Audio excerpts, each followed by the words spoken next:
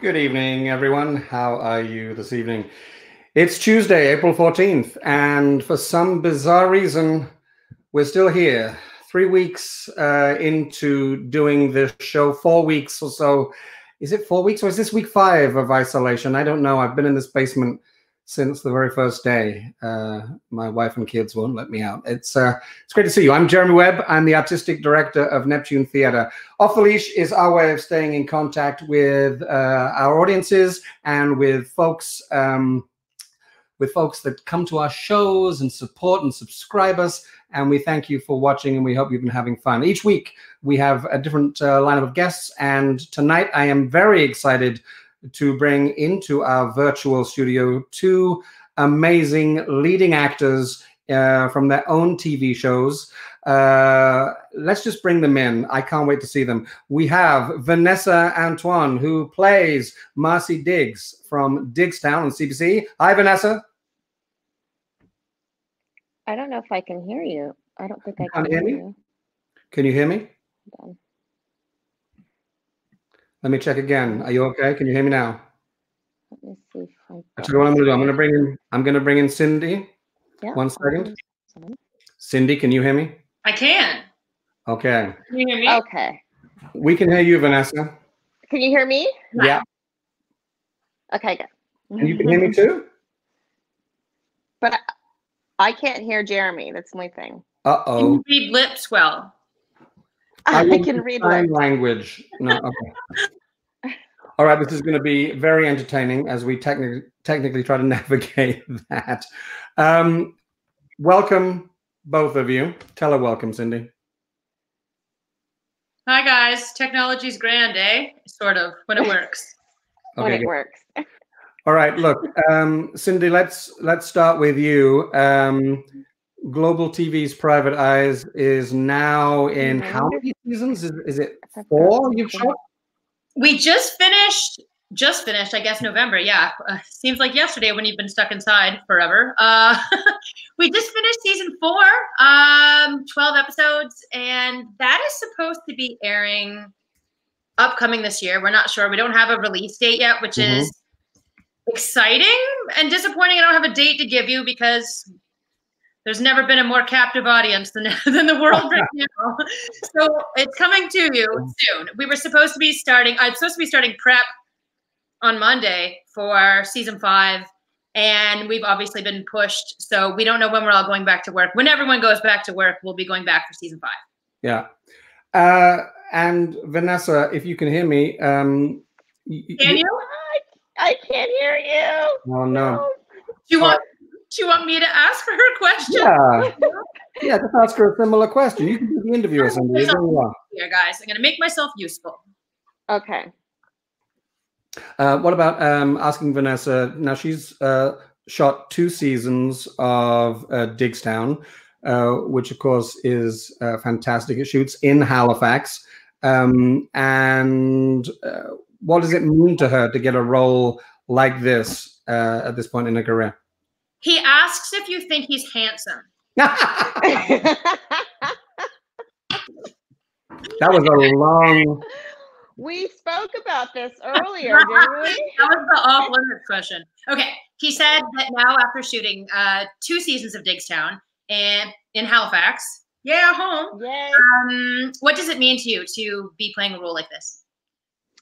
I mean, it's dreamy, honestly. Like, we all want to be able to tell great stories, and we all want to, obviously, as far as acting is concerned, we'd love to be able to work, especially in times like this. But I mean, for me, honestly, I was drawn to the role because I hadn't really seen many stories about, particularly a woman of color from Halifax. So I was just like, yay, finally we get to dive into this community, you know? Yeah. And what's amazing about Diggstown is the large number of local artists that get to work in the show as it shoots here. Some amazing talent. How has that been for you? What's amazing about Diggstown is that there's a large amount of local artists that get to shoot in your series. something to that effect. I'm not very good at this. Anyway, Really good. how does that feel for you? Knowing that you're employing, which is true, being from Halifax, because we got so excited. And then film dried up in Nova Scotia for so long. So it's like a huge thing for local talent. For sure. And that was one of the things that I took on this almost responsibility, but also just feeling so blessed to be able to, you know, have the Nova Scotia film jobs come back to Nova Scotia, because I know that you guys went through a really tough time, and I'm just hoping that, you know, when people watch the show, they'll see not only how beautiful Nova Scotia is, but like, you know, it's just a wonderful place to shoot. Personally, there's just so many beautiful areas, but then also some really dark areas, and I'm surprised that more hasn't been shot there, quite frankly. So I'm hoping that we can keep it going. Cool. Cindy, I'm going to get you to suggest to Vinessa that she logs out and comes back in again. Ooh, I'm getting a little bits and pieces of him. Yeah. To log out and come back in and see if maybe that'll help with I can hear that your sound is crackling, okay. so I think it might be your phone. Right. And I'll talk to Cindy. I know. People can tell me. I know that you have a little bit of a history with Neptune Theatre. I do. Back in the day, I think today on social media, you may have called me incredibly old. I don't know. No, I actually just met my old friend, but then, you know. Yeah. People misconstrue things, I guess. There were trolls, yeah. So you performed in 2001 in what show, and what was so unusual about that show? Oh, frig.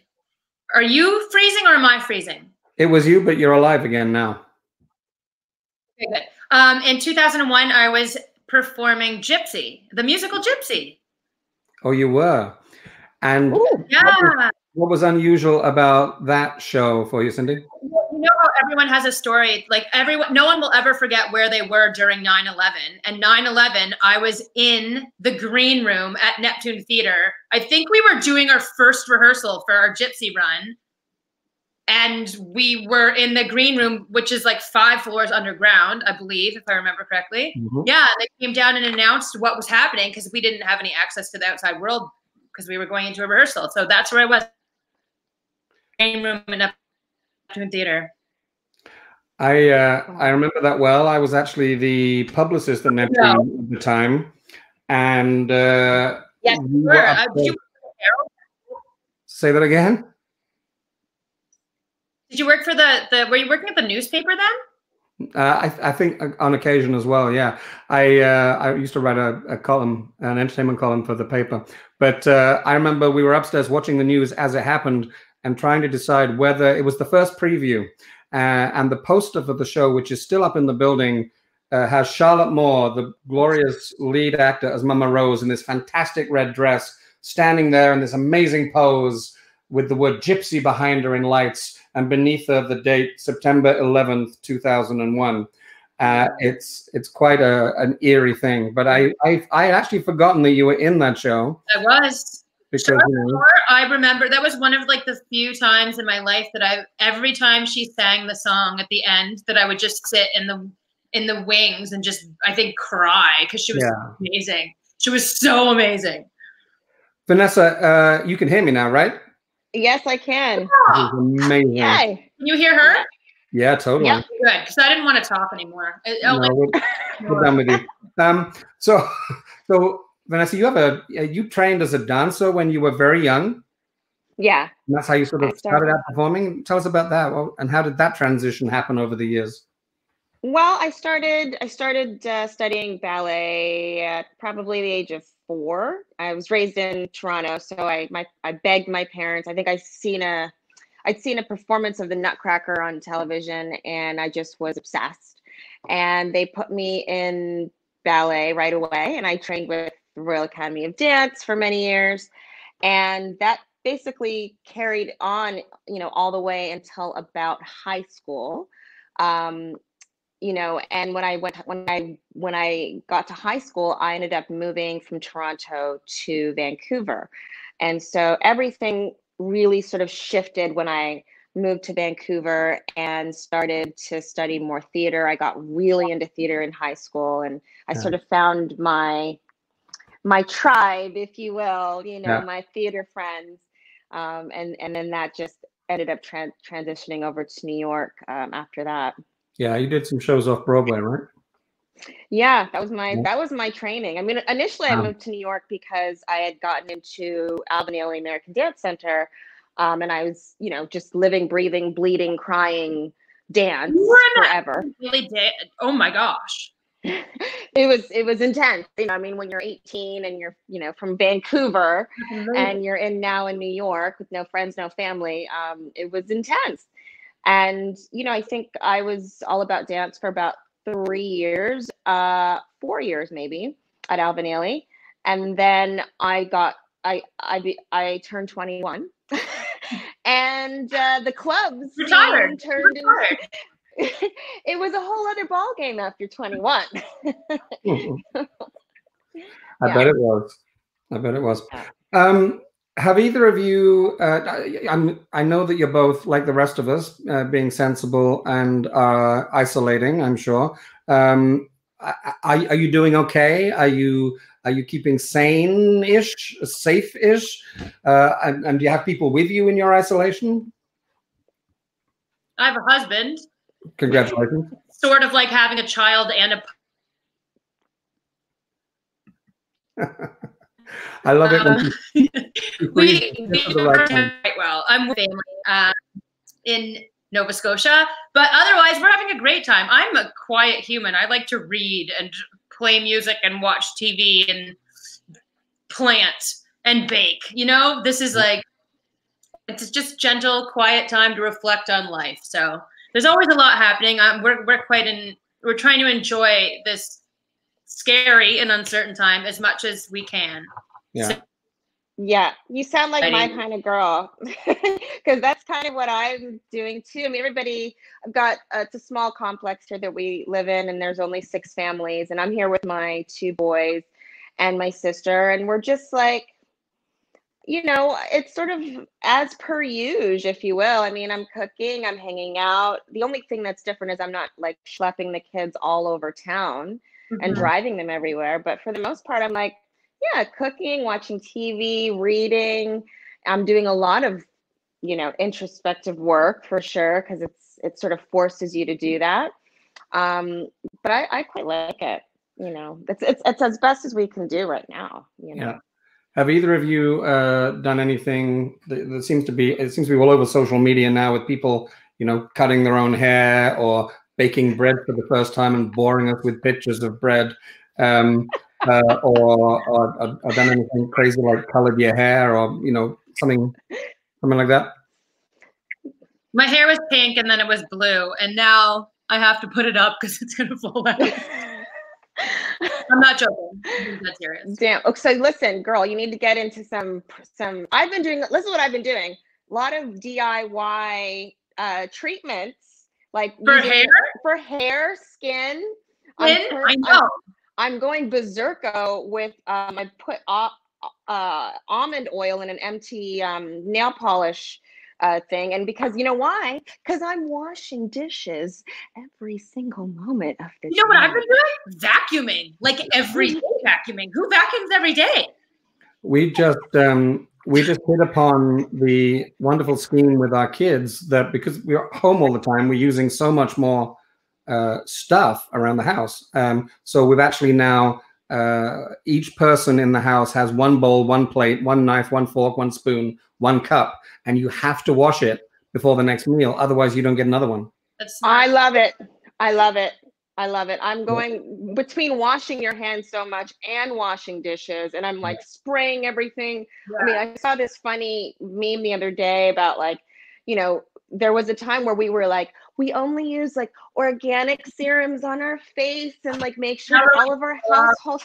Now I'm like spraying literally like just bleach on my skin. Like it's just crazy. All right, let's move away from skincare. Although I could spend hours talking about it. You can tell. Yeah, thanks. It's just really red and light. Cindy, there's no doubt. Well, both of your shows have been so successful and have really caught on, which is fantastic. You've got a couple of seasons head start over Digstown with Private Eye.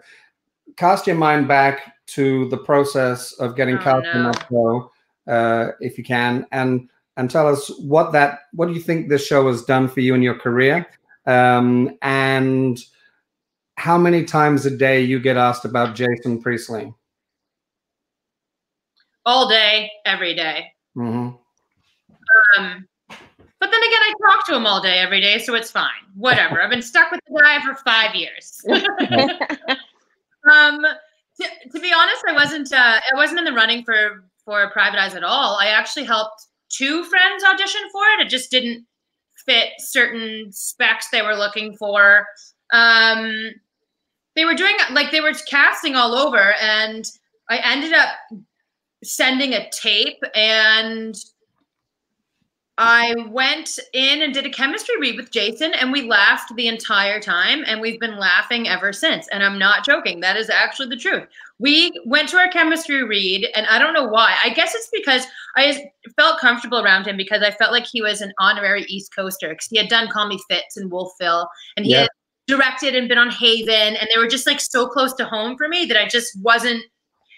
That was kind of like the bridge for me to find some common ground, and we got along great, and that was it. It was in the bag since then. What this has done, like, there's not even words to explain what this has done for my career. Aside from being awesome, it's the first time I've been gainfully employed for more than 1 year in the same project. You know what I mean? Like, having that as an actor in such a transient industry, and you're always losing jobs, you're always unemployed again and starting at zero. So, like, not zero, but yeah, because you don't have a job anymore. And just having that comfort and that support has changed, like, my outlook on things in this industry, especially. But also, I got to direct my first episode last year of Prime Minister, and I know, and I don't even wanted to direct. It was like, really, I've been surrounded by people that are so wonderful, and everyone at E1 and Chorus and Pillar Segan and all our producers they're just such a supportive group, and I feel like it's really elevated every aspect of my whole career in every way. I couldn't even begin to list it all, because everything's just been elevated. So I'm super grateful and really happy that it's still going, because you know, when you sign that option for 5 years, you never think that your show's actually going to go that long, and it has, and it's just the most amazing gift that keeps giving. So you've shot. Is it true that you've shot? Where are you now? You've shot a 4th season, and it is yet to air. Is that right? Yeah, it's yet to air. It'll be. I have this feeling it'll be soon-ish. I'm sure Sean Pillar will send us a message and tell us exactly. He's been in a studio for 9 months straight. Hasn't seen the sun. I don't know. He's looking very pale right now. And Vinessa, with Digstown, you've shot 2 seasons. I know you were. It was very exciting. There was one day I was arriving at Neptune, and I think for about 2 days you were shooting everywhere around my building, and I was like, I just want to walk on. Can I get a walk on? Can I just be Sheila Lane? Come on. But no, nothing. But yeah, I remember that. I remember that. That's a great street. That's a happening hot street there. Yeah. I've been guilty of. It's the street. Well, I from what I can remember, I know there was probably 2 or 3 nights that I ended up at the Dome. So that should tell you what kind of night we were having. Well, I don't know, Cindy. I mean, do you want to tell her why she shouldn't have done that? I don't even know what to say. It's been a solid 20 years since I've been at the Dome, I believe. I don't want to do that. I don't want to do it. It's a great spot. There are more bars per capita in that city, I think, than anywhere else in the country. And they all seem to be centered. There's some amazing restaurants around our theater as well, which is fantastic. It's great for our audiences. But yeah, it was great to see you. So you've shot 2 seasons now. You spent, is it two consecutive summers? So you've only, I read that somewhere. You've only been here in the summer. Best time, only time to be there. Right. That's right. And so that's why, I mean, I find Nova Scotia so incredibly beautiful. And every time I say that, people are like, wow, you came in the summer. Like it's Yeah. it's picturesque. But yeah, we did two summers there back to back. I think we should have a word with the show's creator, Floyd Kane, and suggest to him that, you know, legal aid and you know, people have problems in the winter too. In the winter. No. Yeah, I think Listen, I've got to surf, man. You'll be back in the ice. Oh my goodness. It's been fun for sure. And Yeah. we were lucky, I think, to have that summer, especially because of the surfing, because man, even in the summer, it's pretty Lawrenceburg? cold. Did you surf at Lawrenceburg? We shot a couple of stuff at Lawrencetown, but Floyd really loves the scenery of Martinique Beach, which it's some of the most stunning shots we have in the show. Like, just it looks like the Caribbean the way that they've shot it. It's gorgeous. I think any show that any TV show that comes to Nova Scotia over the 22 years that I've been here and working, and when I was acting, and watching the producers arrive and say, "Oh, well, wait a second, you know what? Well, this is amazing." And it's why we always double for the States for New England in a lot of Stephen King adaptations over the years. That's why Tom Selleck was here so much. Doing his series of movies, the Stone Cold movies. Remember those? Yep. You must have done one of those, Cindy. Were you in those? I got shot. I got squibbed. They shot me in the woods. Those assholes. Yeah. When someone shoots you in the woods, it's just like, come on. Sorry, I didn't mean to. Those are fun. Those are fun shoot. I got shot on Haven too. They put that little squib thing. Yeah. It was like a sniper, you know. Sorry. That's my earbuds. I had the most unusual death. Well, no, you know what? There's no such thing as the most unusual death in Haven. I was turned to stone. I literally the trouble that was happening in that episode was each character there was a countdown, and suddenly they turned into rock, into stone. So I spent about 6 hours fully made up as a statue, sitting in the scene where I died, while the characters were talking around me, having to be absolutely still. It was the high point of my career. I was going to say, did they cast based on your acting ability? Yeah, they didn't cut any of my lines, but they spent a lot more time with me saying nothing. That's why I'm a director now. I just don't, What would you have been doing if it's not too traumatic at this point, if we weren't all isolated? Were you supposed to be working at this point, or was there downtime for you? There was a film that was lined up to start shooting end of April that I was going to head back to Toronto and do, and another project in Vancouver. So, it happens. It was a bummer to not be able to work, but we're obviously dealing with a much bigger issue than a movie and a TV show, right? Yeah, so. Exactly. Before we go, and we're going to go in a few minutes, Vinessa, can I just get you, for those people that haven't seen Digstown, you're going to be much better at giving us the elevator pitch, the quick version of what it's all about. Why should I? I've already been watching it, but why should I start? I actually watched an episode the other night when I knew you were coming on, just to sort of reacquaint myself, and I have them all DVR'd actually, conveniently. Oh, nice! I know, and yours as well, Cindy. It's bizarre, and it's not even because of the show. It was like over the last couple of years, but I watched an episode, and I must admit, it was an episode with about 5 of my friends in it. Oh, wow! Yeah, there was Mary Colin Chisholm, Christian Murray, Gillian Anderson. Others as well. Joanne Miller was in it, so it was so cool to watch for that. But tell us the premise of Digstown. So Digstown is about a corporate lawyer, Marcy Diggs, who I play, and she ends up leaving corporate law to start working for legal aid, Halifax Legal Aid, and she really is fighting for the underdogs, if you will, of Nova Scotia, sort of representing cases and people that are, I'd like to, call them kind of salt of the earth, Nova Scotians, East Coasters that are going through real issues, but don't necessarily have the big bucks to hire the big lawyer. And it's fun. We get to see some surfing, and we get to dive into a community of Nova Scotia that we don't really see a lot, because she's from North Preston, which is one of the largest Black communities in all of Canada. So it's kind of a cool look-see into Nova Scotia. Yeah, it's a great show. It's a great show, and we're so happy that it shoots here, and we're so excited by its potential. And I really, it's just beginning, I'm sure. Mind you, what do I know? But, who knows? From your lips to God's ears. Exactly. I say it out loud, I put it out there, and somebody will hear it. There's one more story. I want to ask you a question, Cindy, and you've probably been asked this a lot as well, but there has been a recurring guest star character, probably a mega star on your show. Can you guess what I'm talking about? William Shatner? Yeah. Oh, yeah. Yeah. So the Shat came on your show. The Shat. Which is actually really difficult to say, I just discovered. And there's a picture here. There he is. Tell us how that was, and what's it like when you're suddenly faced with somebody of the status of Bill Shatner?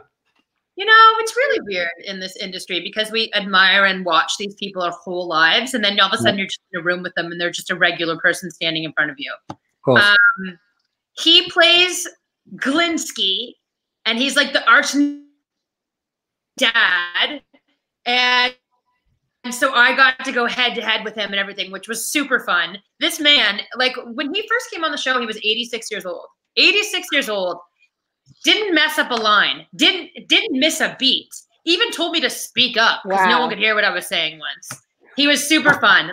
Like, yeah, he joked around with everyone. He was so on the ball. He's such an uber professional in every way. And it was awesome. And then that whole, like, the history fades away, and then he just becomes the William Shatner on Private Eyes with me instead of Captain Picard, like. So it was really, it was great working with him. I'm not sure if he's coming back in this season. He was back in the last season. We'll see. We never know. He's a busy man. He's got stuff going on. Yeah, he works a lot. Wait, I said Picard instead of James Kirk. Yes, you said Kirk. Yeah, you said Picard. I decided not to correct you, but I was going to mention it later. All the Trekkies are like, what's happening? I know. You just lost about 1 million viewers. Executive producer Star Trek. I'm probably going to get fired for that comment. Yeah. And actually, Vinessa, you share the screen as well with for those that know me, they know I'm a sci-fi geek, and I'm a genre kind of guy. And of course, you also share the screen with Natasha Henstridge, who a lot of people remember from the movies, the Species movies. She's amazing in your show, and great to see you two together there. Was she in? I actually don't remember the first few. Was she in at the beginning of your show? Yes, she was in the pilot, and she was sort of sprinkled throughout first season, and then we dove a little deeper second season. Right. She's fantastic. Yeah. We have so much in common, her and I, being both single moms. And the thing about Natasha is, like, she's stunning, as we all know, right? She's just like, when she comes to the trailer, like 6 a.m, she's just like wet hair, glowy, just like, and an angel. At first I was, the usual, but she's such a potty mouth, and she's so, like, real deal. She's also an East Coaster from Newfoundland. And she just keeps it so real. She puts everybody at ease, always joking on set as well. And her and I we continue to we're very self-deprecating, and we just laugh at each other all day long. Awesome. Yeah. Well, look, it's our time is up. Time is probably over, but I want to thank you both for spending some time with us. Well, this afternoon for you, Vinessa, because you're in LA, but it's so great to see you both. Great to meet you, Vinessa, and thank you for coming and sharing a little bit of your time with our audience and with the Neptune crowd. We really appreciate it. We hope to see you back shooting season 3 of Vinessa real soon. Probably the winter now that I've suggested it, because they're thinking of all those lovely snowy landscapes. I'll have a wetsuit with a hood on. Yeah, Season. yep. It doesn't stop people getting out on those beaches. Oh, I know. Let's go there. And in fact, the waves are probably more impressive. But they are. Anyway, yeah. And Cindy, take care of yourself as well. And we look forward to seeing you at home sometime. You are a Halifax soul, and we love it when you come back to visit. So come and see us. Next time you're both in Halifax, come by Neptune. Come say hi. I'm going to throw you both out of the studio now because there's no polite way to do this other than pressing a button and you vanish. So say goodbye to them, everyone. Guys. Take care. Bye. Bye. Thanks for watching, everyone. I really hope you enjoyed that. Obviously, we had a few technical difficulties there. The internet is overworked right now with everyone live streaming, Zooming, etc. Tomorrow night, we have the entire cast of Neptune's production of the Argyle Street Kitchen Party. That's all 4 of the performers from the show, plus the 5th performer. It's a bit like the 5th Beatle. But this is Dominique LeBlanc, who's joining the cast for when we bring back the show in our next season. So we'll have all 5 of those performers on. Thursday night, it's a birthday special for me. And then on Friday night, the final night of the week, it's the cast of Billy Elliot. And they're joining us on the day that their show should have opened. So we'll probably shed a few tears, swap a few stories, and imagine what that show will be like when we bring it to you in the future. Thanks for watching Off the Leash. I'm Jeremy Webb, and thanks for bearing with the technical difficulties. See you next time. See you tomorrow.